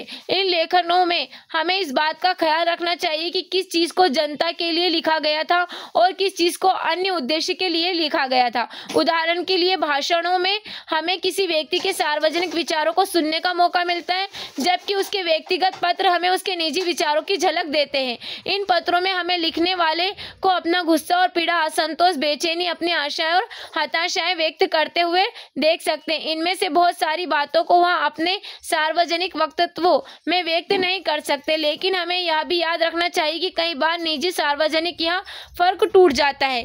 बहुत सारे पत्र व्यक्तियों को लिखे जाते हैं, इसलिए व्यक्तिगत पत्र होते हैं, लेकिन कुछ हद तक जनता के लिए भी होते हैं। उन पत्रों की भाषा इस एहसास से भी तय होती है कि संभव है कि एक दिन उन्हें प्रकाशित कर दिया जाएगा। किसी पत्र के प्रकाशित हो जाने की आशंका के कारण बहुधा लोग निजी पत्रों में भी अपना मत स्वतंत्रता पूर्वक व्यक्त नहीं कर पाते। महात्मा गांधी हरिजन नामक अपने अखबार में उन पत्रों को प्रकाशित करते थे जो उन्हें लोगों से मिलते थे। नेहरू ने राष्ट्रीय आंदोलन के दौरान उन्हें लिखे गए पत्रों का एक संकलन तैयार किया गया। उसे a bunch of old letters, पुराने पत्रों का पुलिंदा के नाम से प्रकाशित किया गया। एक घटना पत्रों के आईने में 1920 के दशक में जवाहरलाल नेहरू समाजवाद से लगातार प्रभावित होते जा रहे थे और 1928 में जब वे यूरोप की यात्रा से लौटे तो सोवियत संघ प्रयोगों से गहरे तौर से प्रभावित थे। जब उन्होंने समाजवादियों जयप्रकाश नारायण, नरेंद्र देव, एनजी रंगा एवं अन्य के साथ घनिष्ठता पूर्वक काम करना शुरू किया तो कांग्रेस के भीतर समाजवादियों और रूढ़िवादियों के बीच एक खाई पैदा हो गई। 1936 में कांग्रेस का अध्यक्ष बनने के बाद नेहरू ने फांसीवाद के खिलाफ जमकर बयान दिए और मजदूरों व किसानों की मांग का समर्थन किया। नेहरू के समाजवादी वक्तव्यों से चिंतित रूढ़िवादियों ने राजेंद्र प्रसाद और सरदार वल्लभ भाई पटेल के नेतृत्व में कांग्रेस वर्किंग कमेटी से इस्तीफा की धमकी दे डाली। दूसरी ओर बंबई के कुछ प्रसिद्ध उद्योगपति ने नेहरू की आलोचना करते हुए बयान जारी कर दिया। इसके बाद प्रसाद और नेहरू दोनों महात्मा गांधी के पास गए। वर्धा स्थित उनके आश्रम में उनसे मिले। गांधी जी ने एक बार फिर मध्यस्थ भूमिका अदा करते हुए नेहरू के रेडिकल तेवरों पर अंकुश लगाने तथा प्रसाद एवं अन्य नेताओं को नेहरू के नेतृत्व की अहमियत पर ध्यान देने के लिए प्रेरित किया। A bunch of old letters में नेहरू उस समय के बहुत सारे पत्रों को प्रकाशित किया है। इन पत्रों के अंशों को आगे पढ़िए। अब हम यहाँ पर आगे देख सकते ए बंच ऑफ लेटर से, मेरे प्रिय जवाहरलाल जी, कल आपसे विदा लेने के बाद हमने महात्मा जी के साथ लंबी बातचीत और आपस में देर तक चर्चा की। हम समझते हैं कि आपको हमारी ओर से अपनाए गए मार्ग पर काफी दुख है और हमारे पत्र के भावों में आप विशेषता आहत हुए हैं। आपको शर्मिंदा करना या आपको चोट पहुंचाना कभी भी हमारा इरादा नहीं था और अगर आपको ऐसा लगता है कि इससे आपको ठेस पहुंची है तो हम बिना किसी हिचक के अपना पत्र वापस ले लेते हैं, उसमें संशोधन कर लेते हैं, परंतु हमने समग्र स्थिति पर विचार करने के बाद यह पत्र तथा आपके इस्तीफे वापस लेने का फैसला कर लिया है। हमें लगता है कि प्रेस में छपे आपके सारे बयानों में आप कांग्रेस में के सामान्य कार्यक्रम पर उतना नहीं बोल रहे हैं जितना कि एक ऐसे विषय पर बोल रहे हैं जिसे कांग्रेस ने स्वीकृति नहीं दी है। और ऐसा करते हुए आप वर्किंग कमेटी में हमारे मुट्ठी भर सहयोगियों और कांग्रेस के अल्पसंख्यक वर्ग के प्रवक्ता की तरह बोल रहे हैं, ना कि बहुल वर्ग के प्रतिनिधित्व के रूप में, जिसकी कांग्रेस अध्यक्ष के नाते हमें आपसे अपेक्षा थी। हमारे विरुद्ध लगातार एक अभियान चलाया जा रहा है जिसमें हमें ऐसे व्यक्तियों के रूप में प्रस्तुत किया गया है जिनका समय बीत चुका है और पुराने पड़ चुके हैं और वर्तमान में प्रासंगिक हो चुके विचारों का प्रतिनिधित्व करते हमें ऐसे लोगों के रूप में प्रस्तुत किया जा रहा है जो देश के प्रगति बाधक और जिन्हें उन पदों पर से हटा दिया जाना चाहिए जो उन्हें अनाधिकार प्राप्त कर लिया है। हमने महसूस किया है कि अन्य लोगों ने हमारे साथ भारी अन्याय किया है और कह रहे हैं तथा हमें आपसे वह संरक्षण नहीं मिल रहा है जो एक सहकर्मी और हमारा अध्यक्ष होने के नाते हमें मिलना चाहिए।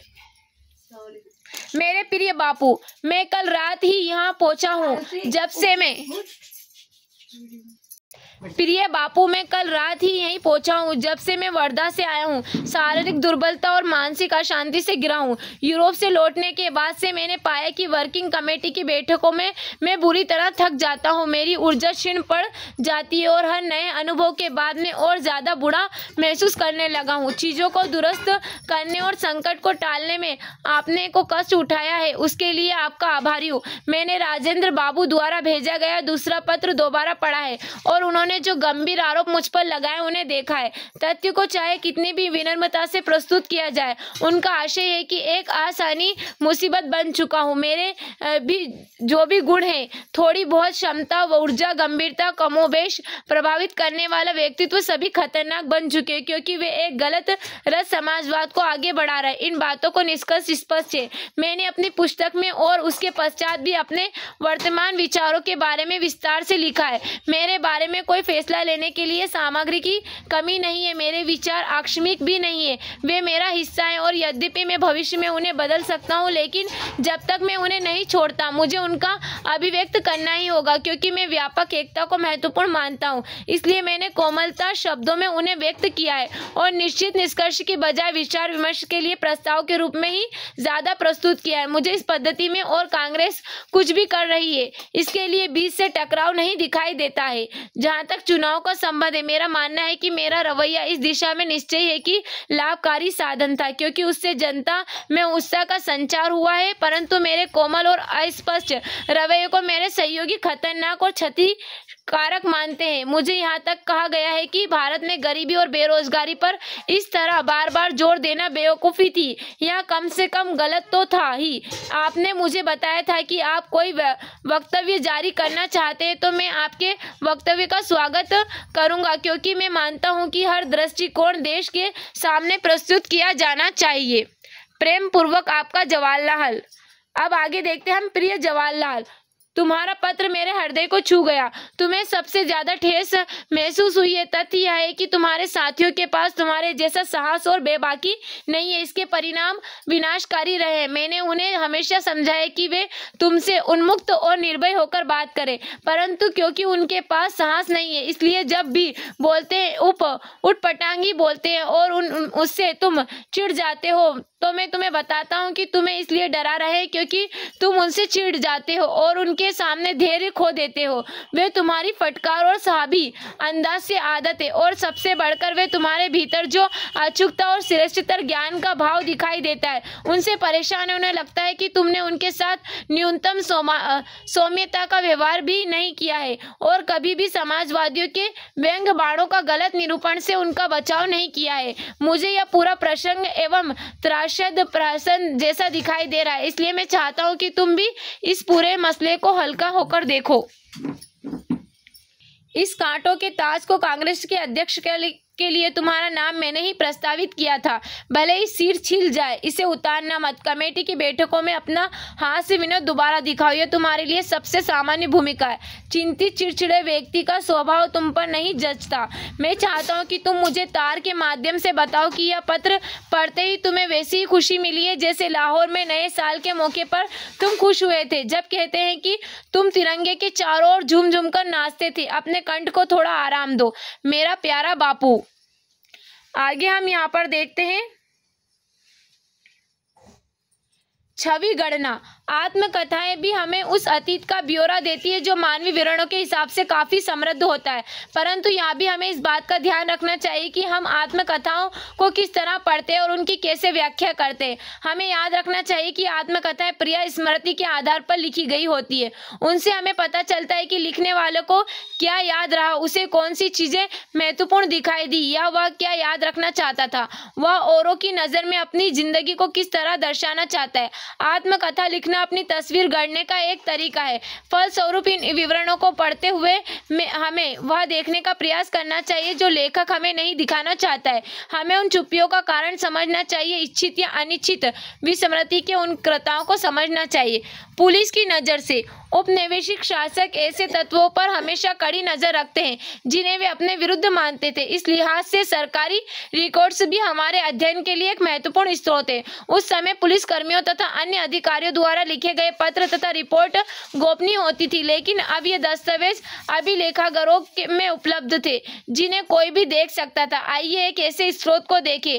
20वीं सदी के शुरुआती सालों से विभाग द्वारा तैयार की जाने वाली पाक्षिक रिपोर्ट हर 15 दिन या हर पखवाड़े में तैयार होने वाली रिपोर्ट इस दिशा में काफ़ी महत्वपूर्ण रही है। ये रिपोर्ट स्थानीय इलाकों से पुलिस की मार्फत मिलने वाली सूचनाओं पर आधारित होती थी, लेकिन उनमें यह भी दिख जाता था कि आला अधिकारी क्या देखते थे, क्या मानना चाहते थे। राजद्रोह और विद्रोह की संभावना मानते हुए भी वे खुद को इस बात पर आश्वासन देना चाहते थे कि इन आशंकाओं का कोई आधार नहीं है। यदि आप नमक सत्याग्रह के समय की पाक्षिक रिपोर्टों को देखें तो पाएंगे कि गृह विभाग यह मानने को तैयार नहीं था कि महात्मा गांधी जी कार्रवाई के प्रति कोई व्यापक जन समर्थन पैदा हो रहा था।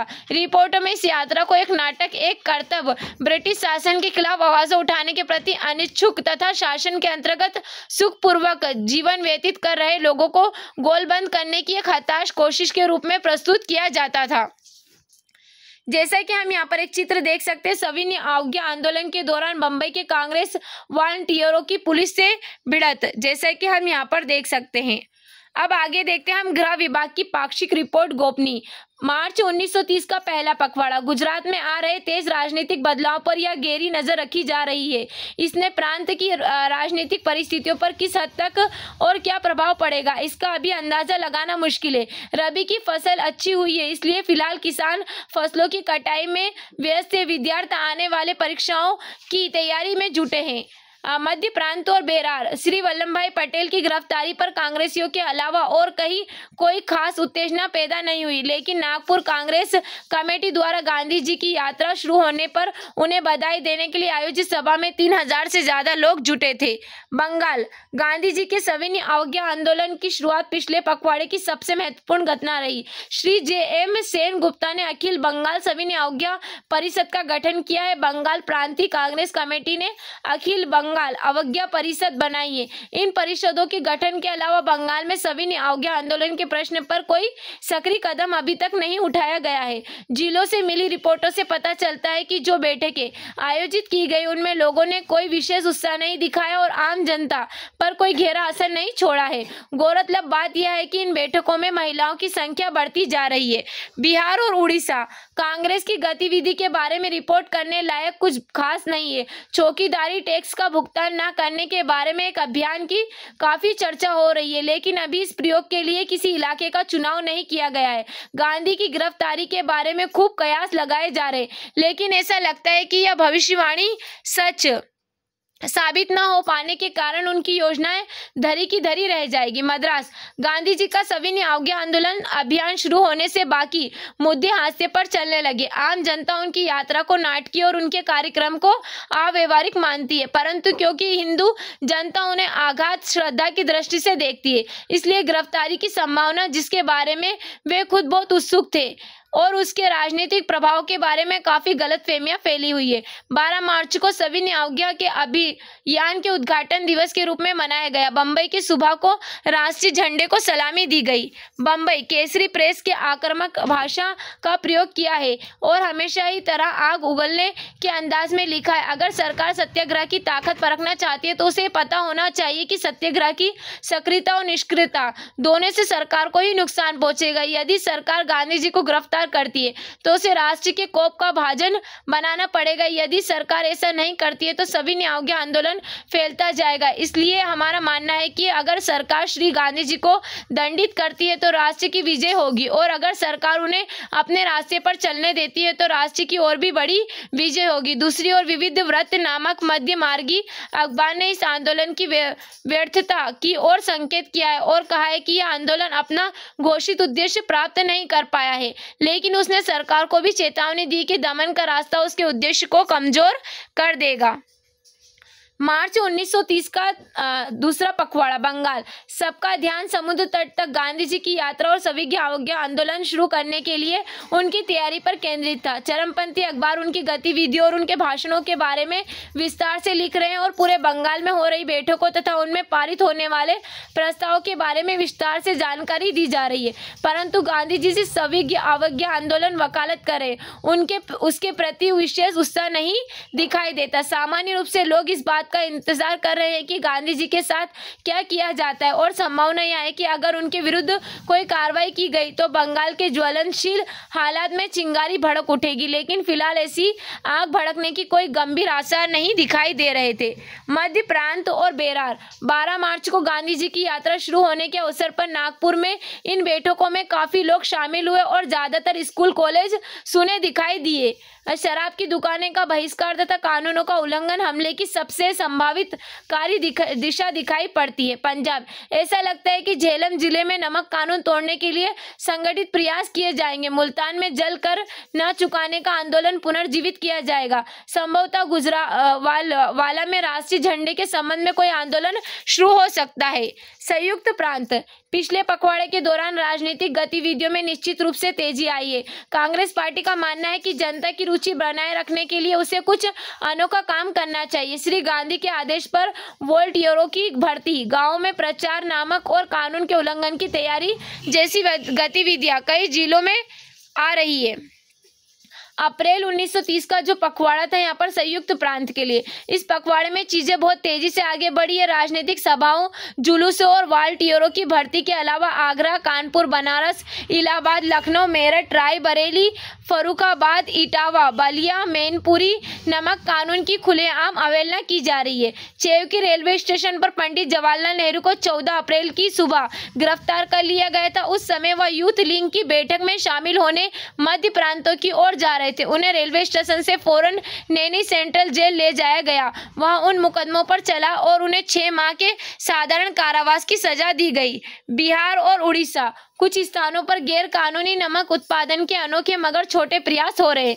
मध्य प्रांत। जबलपुर से सेठ गोविंद दास ने रासायनिक नमक बनाने का प्रयास किया है, जिसकी लागत सामान्य नमक के बाजार भाव से कई गुना ज्यादा रही।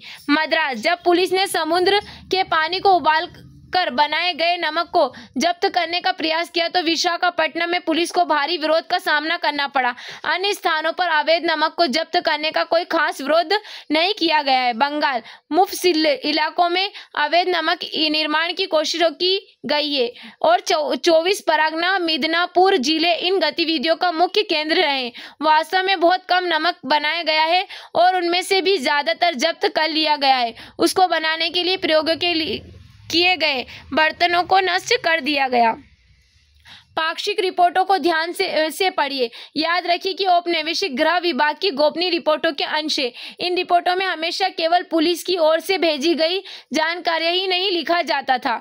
इस स्रोत की पृष्ठभूमि से यह बात किस हद तक प्रभावित होती है कि इन रिपोर्टों में क्या कहा जा रहा है। उपरोक्त अंशों से उदाहरण लेते हुए अपने तर्कों को स्पष्ट कीजिए। क्या आपको लगता है कि गृह विभाग महात्मा गांधी की संभावित गिरफ्तारी के बारे में लोगों की सोच को अपनी रिपोर्ट से सही ढंग से दर्ज नहीं कर रहा था? यदि आपका उत्तर हाँ है तो उसके समर्थन के कारण बताइए। 5 अप्रैल 1930 को दांडी में अपने भाषण में गांधी जी की गिरफ्तारियों के सवाल पर जो कहा था उसे दोबारा पढ़िए। महात्मा गांधी जी को क्यों गिरफ्तार नहीं किया गया? गृह विभाग लगातार यह क्यों कहता रहा कि दांडी यात्रा के प्रति लोगों में कोई उत्साह नहीं है? इसके बारे में आप यहाँ पर बता सकते हैं। अब हम देखते हैं अखबारों से। अंग्रेजी तथा विभिन्न भारतीय भाषाओं में छपने वाले समकालीन अखबार भी एक महत्वपूर्ण स्रोत है जो महात्मा गांधी जी की गतिविधियों पर नजर रखते हैं और उनके बारे में खबरें छापते थे। ये अखबार इस बात का भी संकेत देते हैं कि आम भारतीय उनके बारे में क्या सोचते थे, लेकिन अखबारी ब्यूरो को पूर्वाग्रह से मुक्त नहीं माना जाना चाहिए। ये अखबार प्रकाशित करने वाले ऐसे लोग थे जिनकी अपनी राजनीतिक सोच और विशिष्ट दृष्टिकोण था। उनके विचारों से यह तय होता था कि क्या प्रकाशित किया जाएगा और घटनाओं की रिपोर्टों को किस तरह की जाएगी। इसलिए लंदन से निकलने वाले अखबार के विवरण भारतीय राष्ट्रवादी अखबार में छपने वाली रिपोर्ट जैसे नहीं हो सकते थे। हमें इन रिपोर्टों को देखने तो चाहिए, लेकिन उनके आधार पर कोई नतीजे निकालते हुए खास एहतियात भी बरतनी चाहिए। इन अखबारों के हर वक्तव्य को यथार्थ घटनाक्रम का शब्दशः सच ब्यौरा नहीं माना जा सकता। अक्सर हम उनमें ऐसे अफसरों की आशंकाओं और बेचैनियों की झलक भी मिलती है जो किसी आंदोलन को नियंत्रित नहीं कर पा रहे थे और उसके प्रसार के बारे में बेचैन थे। उन्हें समझ में नहीं आता था कि महात्मा गांधी जी को गिरफ्तार करना चाहिए या नहीं, अथवा गिरफ्तारी का क्या परिणाम होगा। औपनिवेशिक सरकार जनता और उसकी गतिविधियों पर जितनी नजर रखती थी, अपने शासन के आधार के बारे में उसकी चिंता उतनी ही बढ़ती जाती थी। इस तरह के चित्रों से हम यहाँ पर एक चित्र देख सकते हैं। इस तरह के चित्रों से प्रदर्शित होता है कि महात्मा गांधी के बारे में लोगों की समझ क्या थी और लोकप्रिय छापों में उन्हें कैसे व्यक्त किया गया था। राष्ट्रवाद के वृक्ष में महात्मा गांधी केंद्र में छाया के रूप में दिख रहे थे तथा उनमें चारों ओर अन्य नेताओं और मनीषियों के चित्र है। अब हम देखते हैं काल रेखा। 1915 में महात्मा गांधी दक्षिण अफ्रीका से लौटे थे। 1917 में चंपारण आंदोलन, 1918 में खेड़ा गुजरात में किसान आंदोलन तथा अहमदाबाद में मजदूर आंदोलन, 1919 में रोलट सत्याग्रह मार्च अप्रैल, 1919 में जलियांवाला बाग हत्याकांड, 1921 में असहयोग आंदोलन और खिलाफत आंदोलन, 1928 में बारदोली और में किसान आंदोलन, 1929 में लाहौर अधिवेशन, दिसंबर में पूर्ण स्वराज को कांग्रेस का लक्ष्य घोषित किया जाता है और 1930 में सविनय अवज्ञा आंदोलन दांडी यात्रा शुरू की गई थी मार्च से लेकर अप्रैल तक। और 1931 में गांधी इरविन समझौता मार्च और दूसरा गोलमेज सम्मेलन। 1935 में गवर्नमेंट ऑफ इंडिया एक्ट समिति प्रातिनिधिक सरकार के गठन का आश्वासन। 1939 में कांग्रेस मंत्रिमंडल का त्याग पत्र।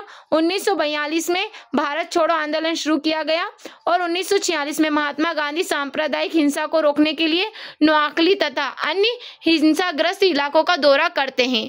अब हमें यहाँ कुछ क्वेश्चंस दिए गए। इन क्वेश्चंस के आंसर आप 100 से 150 शब्दों में लिखना और यहाँ जो क्वेश्चंस दिए गए इन क्वेश्चंस के आंसर आप 250 से 300 शब्दों में लिखना। उम्मीद है जो हमारा आज का चैप्टर आपको अच्छा लगा। अगर हमारा आज का चैप्टर आपको अच्छा लगा है तो इसी तरह की अपडेट के लिए हमारे चैनल को सब्सक्राइब करो और बेल आइकन को दबाना ना भूलें। Okay, thank you so much.